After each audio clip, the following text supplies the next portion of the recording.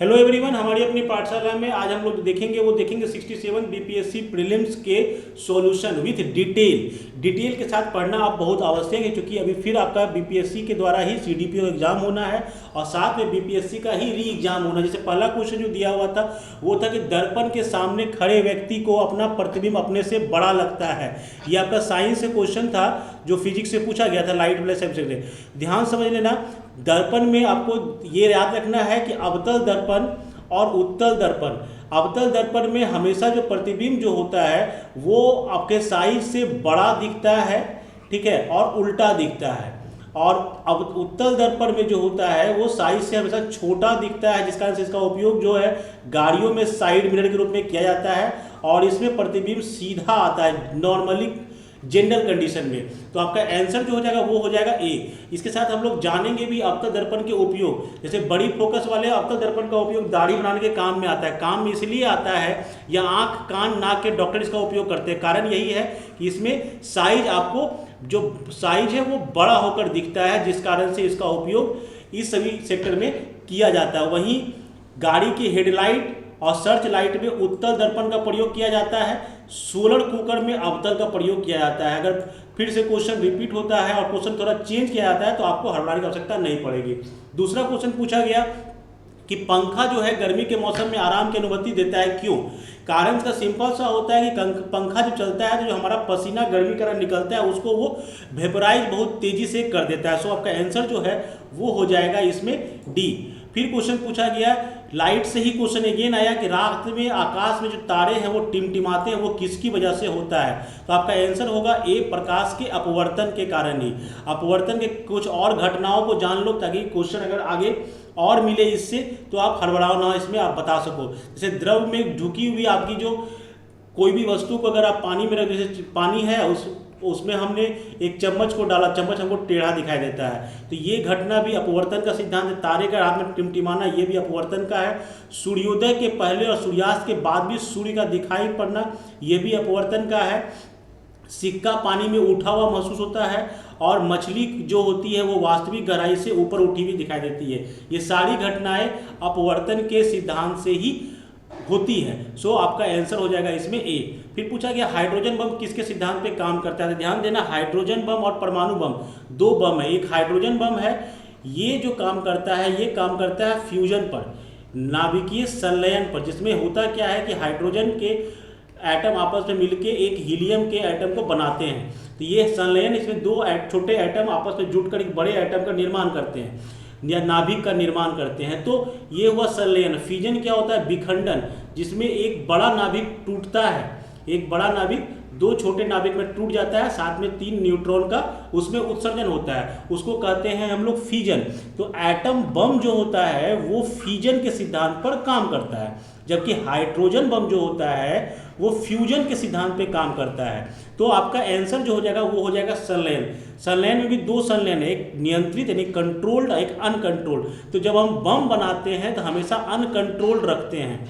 और वही जब हम बात करेंगे रिएक्टर का, जब हम बात करेंगे कि रिएक्टर में भी नाभिकीय प्रतिक्रिया के द्वारा ऊर्जा को उत्पन्न किया जाता है, तो रिएक्टर में वो कंट्रोल्ड होता है। तो हाइड्रोजन बम किसके सिद्धांत पर आधारित है? तो वो हो जाएगा अनियंत्रित संलयन प्रतिक्रिया। आंसर हो जाएगा आपका बी। कुछ और चीज़ें जान लेंगे इसमें, जैसे हाइड्रोजन बम का आविष्कार किसने किया था? तो 1952 में इसका आविष्कार किया गया था अमेरिकी के वैज्ञानिकों के द्वारा, और ये नाभिकीय फ्यूजन पर आधारित है और ये परमाणु बम से भी 1000 गुना अधिक शक्तिशाली होता है। फिर पूछा गया क्वेश्चन, निम्नलिखित में कौन सा सुमेलित सही नहीं है, मतलब सही नहीं है, गलत है? तो वोल्ट मीटर जो होता है वो पोटेंशियल डिफरेंस है, जो सब सही है इसमें। गैल्वेनोमीटर गलत दिया होता है डी में। क्यों गैल्वेनोमीटर गलत दिया? गैल्वेनोमीटर से आप पोटेंशियल डिफरेंस नापते हैं, पहला दिमाग में ये बैठा लो। इससे आप पोटेंशियल डिफरेंस यानी विभवांतर मेजर करते हैं, ठीक है। दूसरा है कि इसमें अगर इसके वायर में थोड़ा सा चेंज कर देंगे जिससे हम करंट भी मेजर कर सकते हैं। मतलब क्या हुआ कि आप पोटेंशियल डिफरेंस और करंट दोनों कर सकते हैं, बट प्रतिरोध मापने का ये यानी रेसिस्टेंस को मेजर करने का ये कोई इंस्ट्रूमेंट नहीं है। अब पूछा भी गया था कौन सा गलत है, तो आपका आंसर हो जाएगा डी। गैल्वेनोमीटर के थोड़ा सा जान जाए इसके विषय में हम लोग कि ये विद्युत परिपथ में विद्युत धारा, जैसे हमने बताया आपको कि विद्युत धारा की उपस्थिति बताने वाला यंत्र है कि उसमें गैल्वेनोमीटर से करंट पास कर रही है कि या नहीं कर रही है, ये बताया जाता है, ठीक है। तो आपका आंसर जो हो जाएगा वो हो जाएगा डी। फिर पूछा गया क्वेश्चन, एक बर्फ का टुकड़ा पानी से लबालब भरे बीकर में तैर रहा है। ये क्वेश्चन पहले भी बीपीएससी पूछ चुकी है। तो इसका आंसर हो जाएगा जल स्तर नहीं बदलेगा, जल स्तर नहीं बदलेगा। इसका सिद्धांत जो है वो पल्लवन के सिद्धांत पर ये काम करता है कि जब रिलेटिव डेंसिटी हम लोग निकालते हैं तो इसमें ये आता है कि जब आपका ये फार्मूला होता है रिलेटिव डेंसिटी का, वस्तु का घनत्व बटे 4 डिग्री में पानी का घनत्व। इसी के एग्जाम्पल में आपको दिया हुआ है कि अगर आप, एक एग्जाम्पल ये है, किसी बर्तन में पानी भरा है और उस पर बर्फ तैर रही है, तो जब बर्फ पूरी तरह पिघल जाएगी तो पात्र में पानी का तल नहीं बढ़ता है, पहले की तरह समान ही रहता है। और दूसरा एक इम्पॉर्टेंट याद रखना, इसी सिद्धांत पर आधारित है कि दूध की शुद्धता, दुग्ध मापी जो लैक्टोमीटर की जाती है वो इसी सिद्धांत पर काम करती है। नेक्स्ट क्वेश्चन है कि रेफ्रिजरेटर के दरवाजे को कुछ घंटों के लिए खुला छोड़ दें। ये भी क्वेश्चन बीपीएससी पहले पूछ चुकी थी। इसका आंसर हो जाएगा बी, टेम्परेचर जो है कमरे का वो बढ़ जाएगा। फिर क्वेश्चन पूछा गया प्रेशर कुकर में खाना जल्दी पक जाता है क्यों। इसके लिए एक छोटा सा कॉन्सेप्ट समझ लो खाली, कि जब हम प्रेशर बढ़ाते हैं, ठीक है, तो प्रेशर के बढ़ने से बॉइलिंग पॉइंट, किसी भी द्रव्य का बॉइलिंग पॉइंट वो भी इंक्रीज करता है। बस यही दिमाग में रखना कि the boiling point of a liquid increases with increase in pressure and decreases with decrease in pressure. यानी नॉर्मली क्या होता है कि जो पानी आपको 100 डिग्री सेंटीग्रेड पर खौलना चाहिए, ड्यू टू हाई प्रेशर वो अब हाई टेम्परेचर पर उबलेगा, वो अब हाई टेम्परेचर पर उबलेगा। सो आपका आंसर जो सही होगा वो होगा बी, हाई प्रेशर के कारण पानी उच्च तापमान पर उबलने लगता है। यही कॉन्सेप्ट है जिस कारण से प्रेशर कुकर में खाना जल्दी पक जाता है। नेक्स्ट क्वेश्चन है, यदि एक पंखे को एक रबड़ की गेंद और लकड़ी की गेंद को एक साथ गिराए तो कौन पहले गिरे। सिंपल सा कॉन्सेप्ट था। देखो यहाँ पे एक ही वर्ड इंपॉर्टेंट है, वो है कि आप इसको निर्वात में, वैक्यूम में गिरा रहे हैं। जब आप वैक्यूम में गिराओगे, जब वैक्यूम रहेगा यानी कि हवा नहीं है, यानी नीचे से कोई उसको रोकने वाला फोर्स नहीं है, कोई धूलकण नहीं है, तो जी जो होता है, जो पृथ्वी का ग्रेविटेशनल एक्सेलरेशन है जी, इसको मास से ये इंडिपेंडेंट होता है। मास के मामले में ये इंडिपेंडेंट, मास से स्वतंत्र होता है, यानी कि आपका वजन कितना है इससे इसको कोई फर्क नहीं पड़ेगा। इन दैट केस आप रबड़ की गेंद गिराओ, पंख गिराओ या लकड़ी का गेंद गिराओ, उसके द्रव्यमान से इसे कोई मतलब नहीं है, केवल हाइट से मतलब है। तो बोल रहा है कि एक समान हाइट से हम गिरा रहे हैं। जब एक समान हाइट से आप गिराएंगे तो तीनों एक साथ जमीन पर पहुंचेंगे। कारण क्या है इसका कि gravitational acceleration is independent from mass. फिर पूछा गया एक तत्व के समस्थानिक, इट मीन्स आइसोटोप्स अलग अलग किस चीज़ में होते हैं। तो समस्थानिक का डिफिनेशन ये होता है, किसी भी अगर हम इसको दिखा रहे हैं, एटम को दिखाते हैं, जैसे मान लो हम सोडियम को दिखाएं तो सोडियम में उसका परमाणु संख्या होता है 11 और द्रव्यमान संख्या होता है 23, ऐसे दिखाया जाता है। तो ये जो 11 है ये दिखाता है number of proton present in nucleus, यानी कि इक्वल टू ये होता है नंबर ऑफ इलेक्ट्रॉन के, ये बराबर होता है, और ये दिखाता है प्रोटॉन और न्यूट्रॉन के नंबर के बराबर। तो समस्थानिक कहता है कि जिसका ये परमाणु संख्या तो सेम रहे लेकिन द्रव्यमान संख्या बदल जाए। तो ये हाइड्रोजन के केस में तुमको दिखेगा कि हाइड्रोजन का परमाणु संख्या एक, द्रव्यमान संख्या एक। फिर हाइड्रोजन का जो दूसरा एटम होता है उसमें परमाणु संख्या तो एक ही रहता है लेकिन द्रव्यमान संख्या 2 हो जाता है। और तीसरा जो हैवी वाटर में यूज किया जाता है उसमें द्रव्यमान संख्या 3 है, और ये तो इसको कहा जाता है आइसोटोप। यानी आपका क्या बदलेगा, द्रव्यमान संख्या आपका बदल जाएगा। सो आपका आंसर हो जाएगा बी, द्रव्यमान संख्या में चेंज आना चाहिए।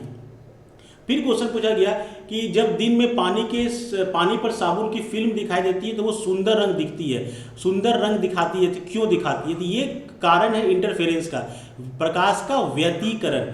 व्यतिकरण में क्या होता है कि जब लाइट पड़ती है किसी थिकनेस पर, तो थिन फिल्म पर, तो वो कंप्रेमेबल इंसिडेंट लाइट जो पड़ती है वो उस पर फैल जाता है, इस कारण से वो अलग अलग कलर दिखना शुरू होता है। ये आपको यहाँ पढ़ाया भी गया था इंटरफेरेंस में कि thin layer of oil or on water surface and so bubbles so varied color in white light due to interference of wave। ये सिंपल सा कॉन्सेप्ट है, 2-3 कॉन्सेप्ट फिजिक्स का रहता है जो लगातार बीपीएससी पूछती है। तो इसका आंसर हो जाएगा आपका डी, व्यतिकरण। ये सिंपल सा डिफिनेशन में क्वेश्चन पूछा गया कि कौन सा ताप बिंदु है जिस पर ठोस, द्रव और गैसीय अवस्था एक साथ रह सकती है। नॉर्मल सा कॉन्सेप्ट है, इसका नाम आंसर होगा ट्रिपल पॉइंट।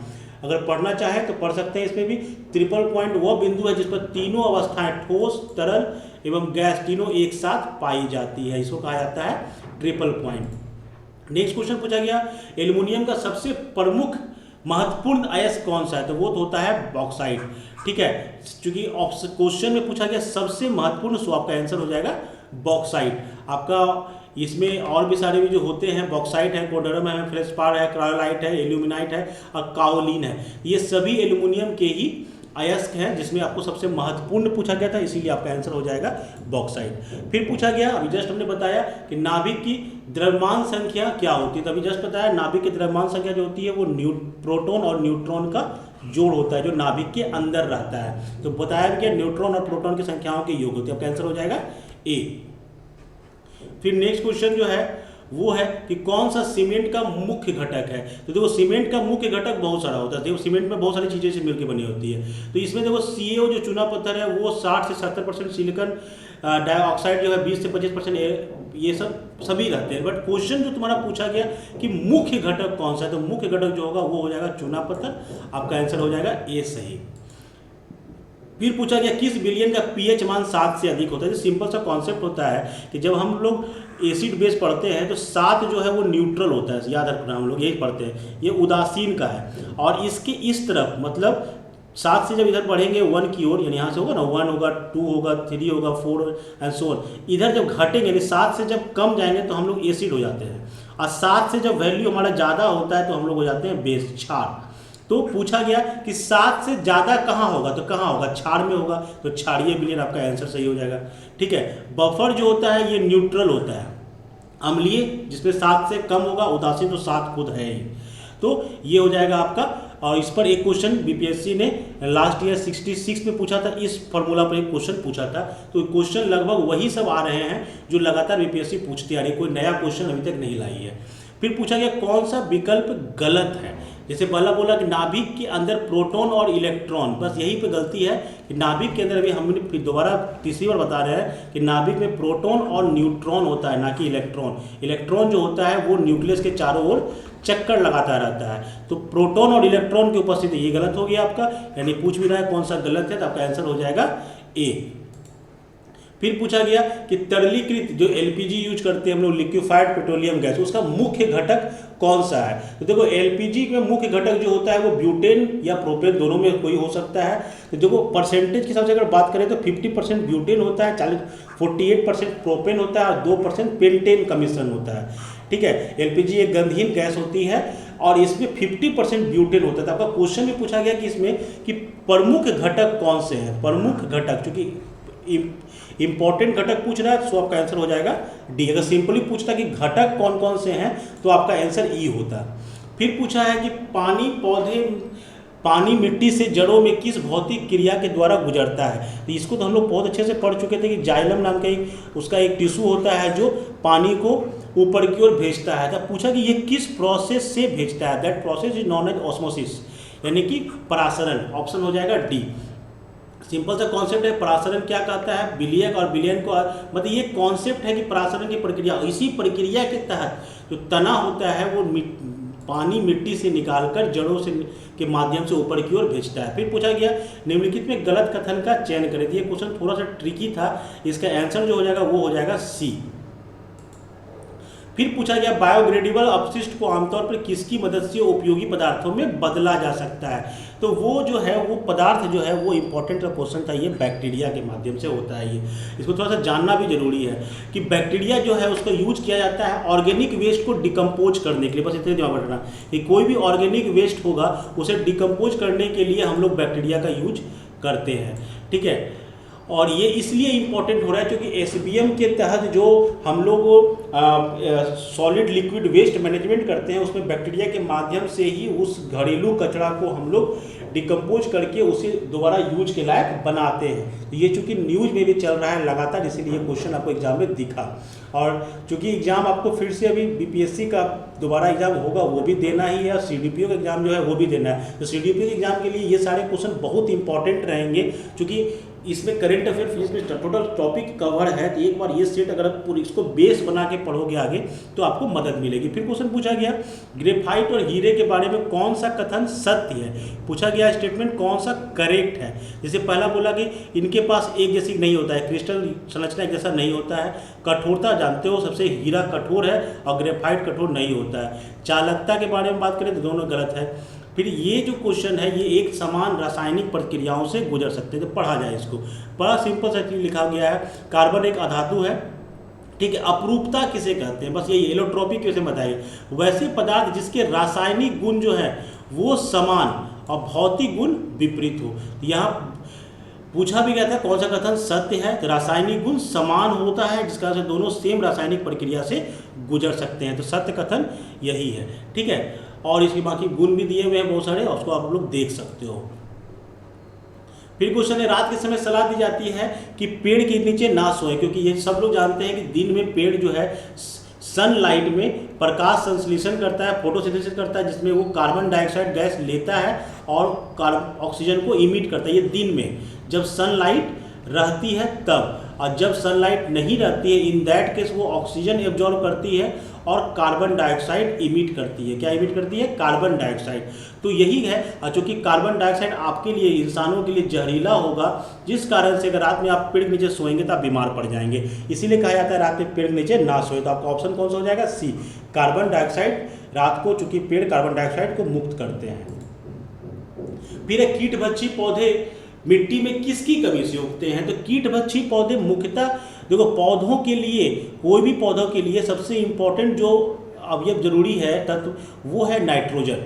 नाइट्रोजन किसी भी पौधे के लिए सबसे आवश्यक चीज़ है, बिना नाइट्रोजन के कोई पौधा वृद्धि नहीं करेगा। तो कुछ पौधे ऐसे होते हैं जहाँ पर पानी का जल जमाव होता है या वहाँ पे दलदली टाइप की होती है, उस तरह के जमीन में नाइट्रोजन कम हो जाता है। ध्यान देना, वैसे जमीन में नाइट्रोजन की हमेशा कमी होती है, और वहाँ जो पौधे जन्म लेते हैं वो नाइट्रोजन कम उस पर होता है, और वो अपने नाइट्रोजन को सबके जो ज़रूरत है उसको पूरा करने के लिए वो क्या करते हैं, वो पौधे उस पर मान लो कोई कीट पतंगा अगर बैठा तो वो पौधे उसको पकड़ लेते हैं और उस बॉडी में जो नाइट्रोजन है उसको वो एब्जॉर्ब करते हैं, ताकि उस पौधे का जीवन श्रृंखला चलता रह सके। यानी कि वो जंतुओं से नाइट्रोजन एब्जॉर्ब करके अपना जीवन चलाते हैं। सो उसको कहा जाता है कीटभक्षी पौधा। तो आपका क्वेश्चन पूछा गया किसकी कमी से उगते हैं, तो कारण हो जाएगा नाइट्रोजन। नाइट्रोजन की कमी से ही कीटभक्षी पौधे उगते हैं।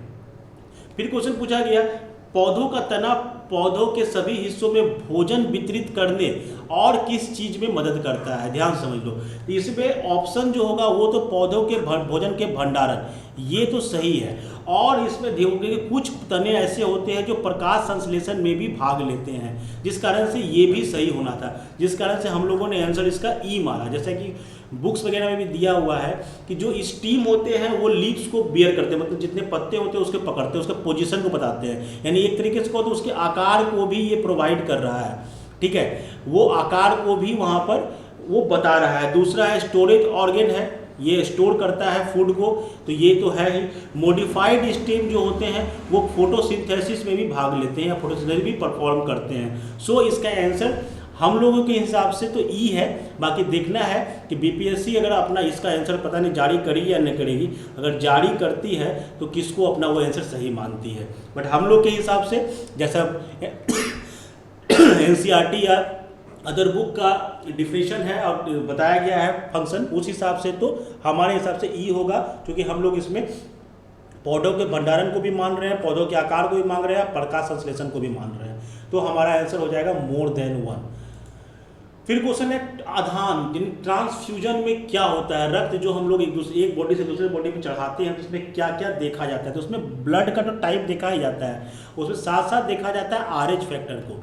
ये याद रखना हमेशा, RH factor is most important factor. इसके विषय में कहा जाता है कि आरएच फैक्टर जो है 1940 में लाया गया था, चलो ठीक है सब, ये है कि ये मंकी में पाया जाता है इस तरह का फैक्टर। तो जिस इंसानों में वो गुण पाया जा रहा है उसको हम लोग कहते हैं आरएच पॉजिटिव, और जिस इंसानों में नहीं पाया जाता है उसको कहते हैं आरएच नेगेटिव। जब हम लोग ब्लड ट्रांसफ्यूजन करते हैं, मतलब जब दूसरे को ब्लड चढ़ाते हैं, तो आरएच फैक्टर को हमेशा टेस्ट किया जाता है, क्योंकि पॉजिटिव वाला जो आरएच फैक्टर है वो नेगेटिव को दिया जाता है, और नेगेटिव वाला को पॉजिटिव वाला को पॉजिटिव को दिया जाता है, नेगेटिव को नेगेटिव को दिया जाता है। यानी आरएच फैक्टर का ग्रुप का पता होने के साथ साथ आपको आरएच फैक्टर का भी पता होना चाहिए।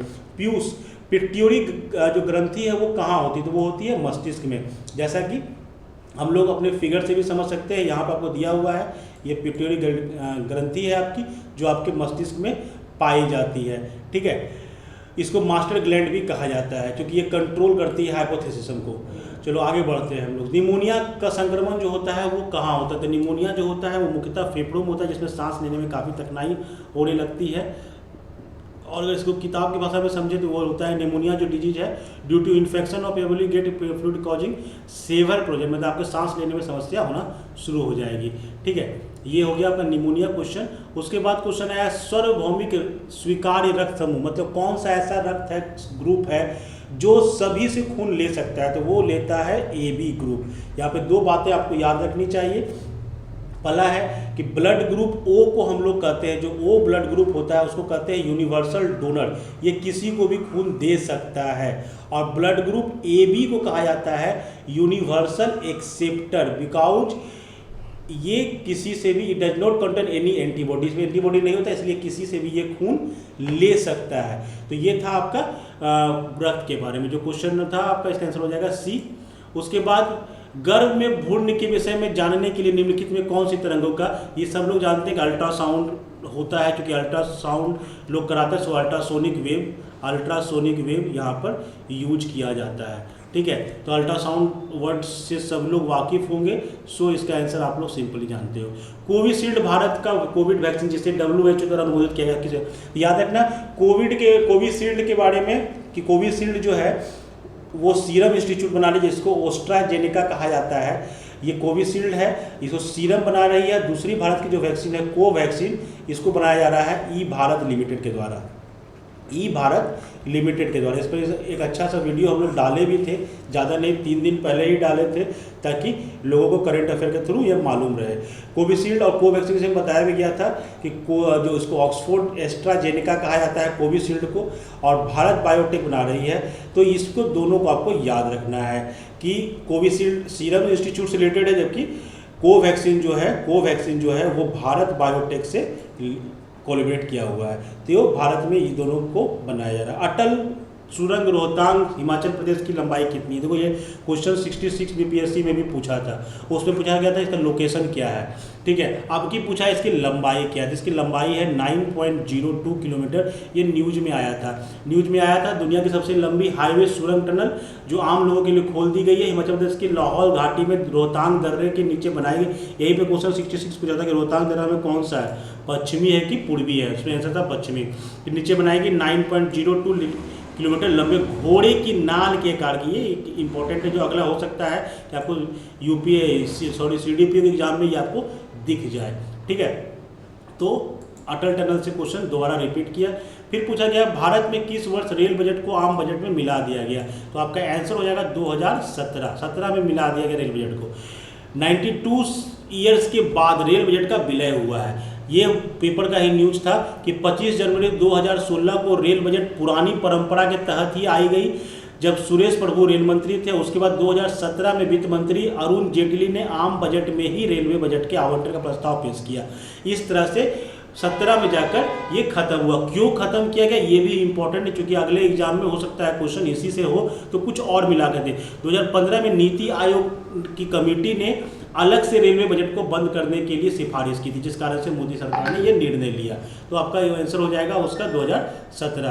फिर क्वेश्चन है भारत नागरिकता संशोधन अधिनियम जो आया था 2019 का उद्देश्य क्या था?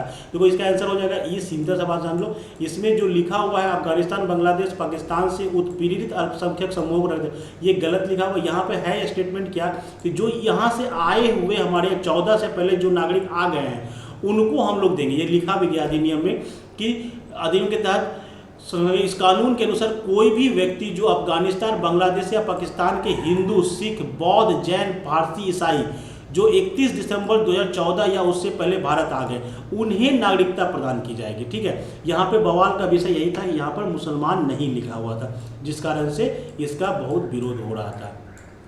तो यहाँ पर इसमें लिखा हुआ था कि उन समूहों को नहीं, उन समूह जो वहाँ के उत्पीड़ित समूहों को नहीं, जो वहाँ से हमारे यहाँ आ चुके हैं उनको मिलेगा। फिर क्वेश्चन आया, करंट अफेयर क्वेश्चन था कि अखिल भारतीय फुटबॉल महासंघ men's player of the year का पुरस्कार जीतने वाले भारतीय फुटबॉलर को, तो वो थे संदेश झिंगर।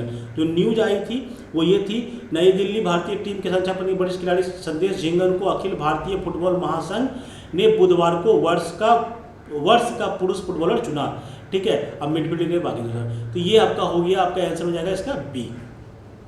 फिर नेक्स्ट क्वेश्चन पे आते हैं, जम्मू कश्मीर राज्य के विभाजन के बाद किस केंद्र शासित प्रदेश के विधायिका नहीं है? तो आंसर हो जाएगा लद्दाख सी। न्यूज में ये क्या आया था? ये न्यूज था कि आज से जिस दिन हुआ था इसका अलग किया गया था, तो जम्मू कश्मीर और लद्दाख का आगाज हो गया, अलग हो गया। जम्मू कश्मीर आज से केंद्र शासित प्रदेश बना। विधानसभा वाला केंद्र शासित प्रदेश कौन सा हो गया? जम्मू कश्मीर। अब बिना विधानसभा वाला केंद्र शासित प्रदेश कौन सा होगा? वो होगा लद्दाख। यही आपसे क्वेश्चन पूछा गया है, सिंपल सा क्वेश्चन, ठीक है। उसके बाद क्वेश्चन आया सेंट्रल विस्टा प्रोजेक्ट बताइए क्या है? तो ये 2019 का करंट अफेयर है, पता नहीं क्यों पूछा गया। ये आम केंद्रीय सचिवालय प्रधानमंत्री राजपथ पर बवाल हुआ था, उसमें सेंट्रल विस्टा परियोजना क्या है, क्यों मचाया संग्राम? तो कोरोना वायरस के समय में इस पर पैसा खर्च किया जा रहा था, इस कारण से विपक्षी इस पर सवाल उठा रही थी। इस परियोजना में आखिर होना क्या है? तो ये नए संसद का निर्माण, नए आवासीय परिसर का निर्माण किया जाएगा, जिसमें प्रधानमंत्री, उपराष्ट्रपति आवास के साथ कई नए कार्यालय भवन, मंत्रालय के कार्यालय वगैरह का निर्माण की जानी थी। तो सेंट्रल विस्टा क्या है वो आपको समझ में आ रहा होगा यहाँ से। फिर क्वेश्चन पूछा गया प्रधानमंत्री किसान सम्मान निधि योजना किस तारीख को लागू की गई है? किस तारीख को लागू की गई? तो आंसर हम लोगों ने मारा है इसका ई, क्योंकि तारीख जो है वो आपका देखो दिसंबर 2018 से लागू हुआ है, ठीक है। किसानों के खाते में 6,000 रुपये टोटल जाना है, साल भर में 6,000 की रकम जानी है, जो 2-2 हज़ार की किस्त में 3 बार में जाएगी। और इस योजना को लागू कब से किया गया? लागू किया गया दिसंबर 2018 से, ठीक है। तो क्वेश्चन ये पूछा गया था कि कब से स्टार्ट किया जा रहा है? तो अब स्टार्ट जो आपका ऑप्शन है उसमें ये दिसंबर 2018 कहीं नहीं था, तो हम लोगों ने मारा ई। ओलंपिक 21 में भारत के लिए स्वर्ण पदक, ये तो हम लोग सब जानते हैं, नीरज चोपड़ा का नाम सब लोग जानते, जेवलिन थ्रोअर था, भाला फेंक में उसने जीता था। ये न्यूज ही काफ़ी है, करंट अफेयर का ये न्यूज़ था। टोक्यो पारा ओलंपिक में भारत ने कितने पदक जीते? भारत ने जीते थे 19 पदक, ठीक है। भारत ने कुल पदक जीते थे 19।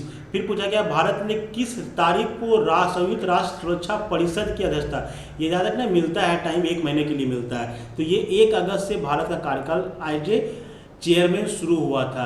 तो ये न्यूज भी आया था, आज से भारत के हाथ में संयुक्त राष्ट्र सुरक्षा परिषद की कमान है, ठीक है। इसमें क्या हुआ था कि अगस्त से 2 अगस्त संडे था 1 अगस्त, इसीलिए 2 अगस्त से इसका पहला कार्य दिवस शुरू हुआ। 1 अगस्त से शुरू हुआ था, 1 अगस्त को संडे था, इसलिए 2 अगस्त से कार्यकाल यहाँ शुरू किया गया।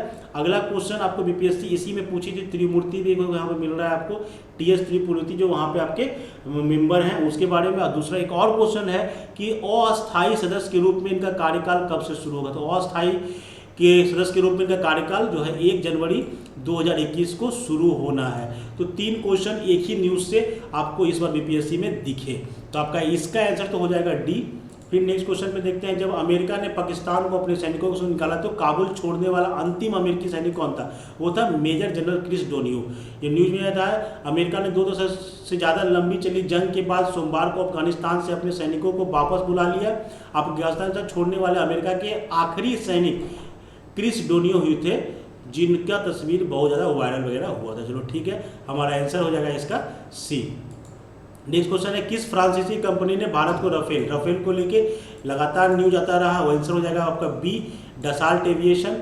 राफेल के बारे में जानना भी चाहिए तो ये आप देख सकते हो, इसमें आपको आंसर भी आपको मिल जाएगा। चलो अब अगला क्वेश्चन पे आते हैं हम लोग। गलवान घाटी में भारत और चीनी सैनिकों के बीच में झड़प कब हुई थी? तो झड़प हुई थी जून 2020 में, जब कोविड शुरू हुआ तो उसके जस्ट बाद हुआ था ये। तो 15 जून 2020 को झड़प हुई थी, चीन ने दावा वगैरह किया था अपना। चलो एलएसी से रिलेटेड मामला है, यही आपका क्वेश्चन पूछा गया इसी न्यूज़ से उठा के। तो देख सकते हो कि न्यूज़पेपर से पढ़ने से भी आपका करंट अफेयर काफ़ी हद तक हो जाता है। पेगासस जो सॉफ्टवेयर यूज किया जा रहा है वो कौन सा देश विकसित किया? तो वो आंसर हो जाएगा इजराइल। ये इजराइल का सॉफ्टवेयर है जो किसी की मोबाइल में जा सकता है और वहाँ जाकर वो वहाँ पे जासूसी कर सकता है, ठीक है। तो ये आगे बढ़ेंगे हम लोग, पेगासस रिलेटेड आपका रहेगा किससे? इजराइल से। नेक्स्ट क्वेश्चन है, भारत ने संयुक्त राष्ट्र, जस्ट हमने इसे बताया था कि संयुक्त राष्ट्र सोचा परिषद के अस्थायी सदस्य रूप में अपना 2 साल का कार्यकाल किस तारीख से शुरू कर रहे हैं? तो वो शुरू कर रहे हैं 1 जनवरी 2021 से। ये आपको जस्ट अभी हमने डिटेल में समझाया भी।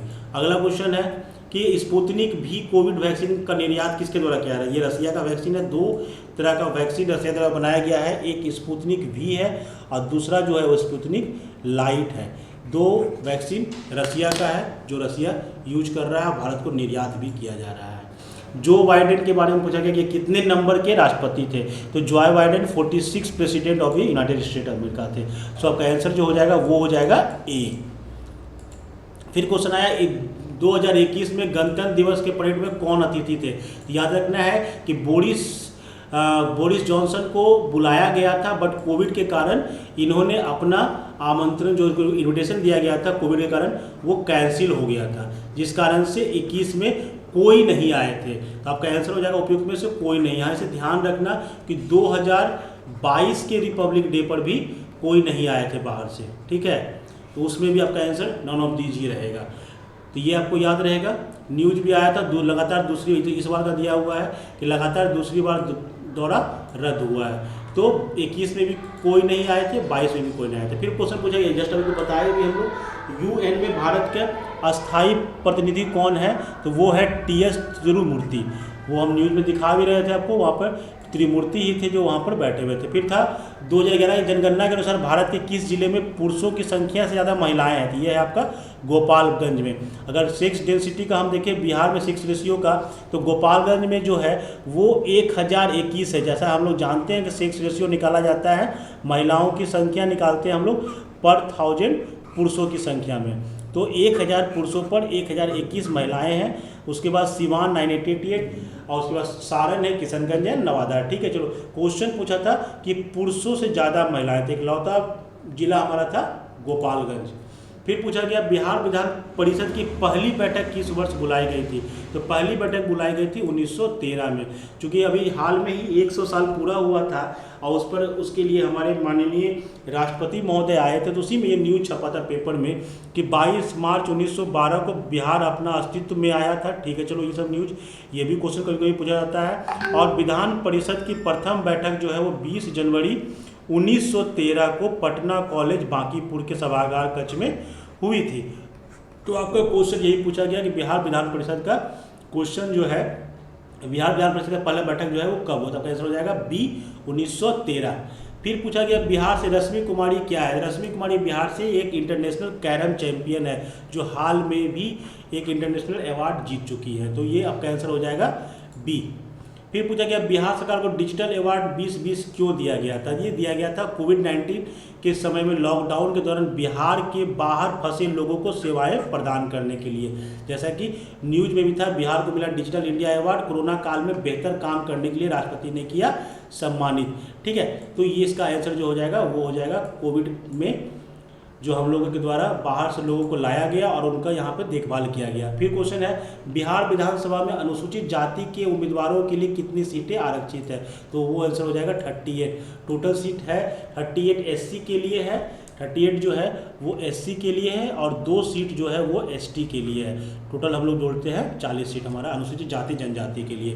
तो आंसर जो हो जाएगा वो हो जाएगा ए, ठीक है। न्यूज़ में भी लगातार जब भी चुनाव होता है आते रहता है, सब न्यूज पता चल जाता है उसी से। उसके बाद नेक्स्ट क्वेश्चन पे आते हैं।